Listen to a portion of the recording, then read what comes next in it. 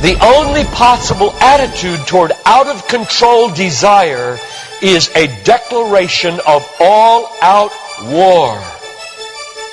I hear so many Christians murmuring about their imperfections and their failures and their addictions and their shortcomings, and I see so little war.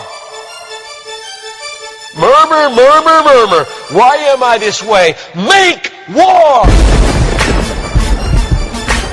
If you wonder how to make war, go to the manual.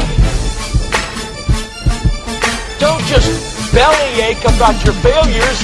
Make war! He says, I'm continuing the quote, there is something about war that sharpens the senses. You hear a twig snap or rustling of the leaves and you are in attack mode. Someone coughs and you are ready to pull the trigger. Even after days of little or no sleep, war keeps us vigilant. There is a mean, violent streak to the true Christian life. But now let's very carefully ask, violence against whom? Or what? Not other people. Not other people. Not other people. Not Muslims. Not Hindus. Not Buddhists. Not atheists. Not secularists. Not nominal Christians. Not wives or husband or children or ornery bosses. But on every impulse in our soul to be violent to other people. Violence, a mean streak in Christianity, against our own selves. And all in us that would make peace with sin and a settling in peacetime mindset. We make war on that in us. It's a violence against all lust in ourselves. All enslaving desires for food, caffeine, sugar, chocolate, alcohol, pornography, money, the praise of man, approval of others, power, fame. This is our enemy. This is where we make war.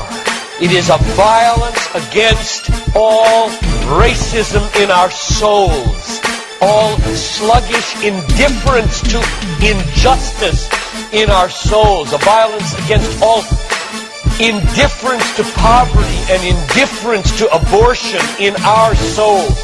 Did you know that in the warfare of Romans, Satan doesn't show up until chapter 16.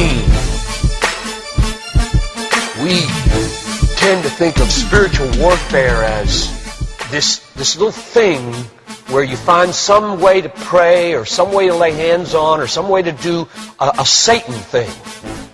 Well, that's important. Believe me, that's important. We war not against flesh and blood, but against principalities and powers and world rulers of this present darkness and spiritual hosts of wickedness in the heavenly places. That's important. But you know what? It's not nearly as important as this. Because the only foothold Satan has in your life is your flesh and your sin. Nobody goes to hell because of Satan. The only reason we go to hell is sin. Much more important than fighting Satan is fighting sin. This warfare in verse 13 is vastly more important than figuring Satan out. Get that. My biggest enemy is not Satan. My biggest enemy is John Piper. And he's the only reason I'll go to hell, not Satan. Satan, you don't have nearly that kind of power. And therefore, I really care about us learning how to do this battle. Christianity is not a settle in, live at peace with the world the way it is religion. Like most Christians live their daily lives. Verse 13. If by the Spirit you kill. There's a mean streak in Christianity, and it's not against anybody else but ourselves. In fact, it's against the meanness of ourselves against other people.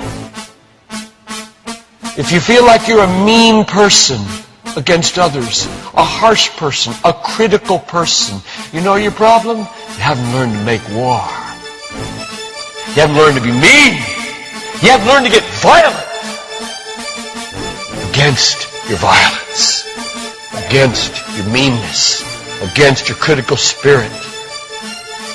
And you complain of it, talk about it, but have you made war 24/7 against it?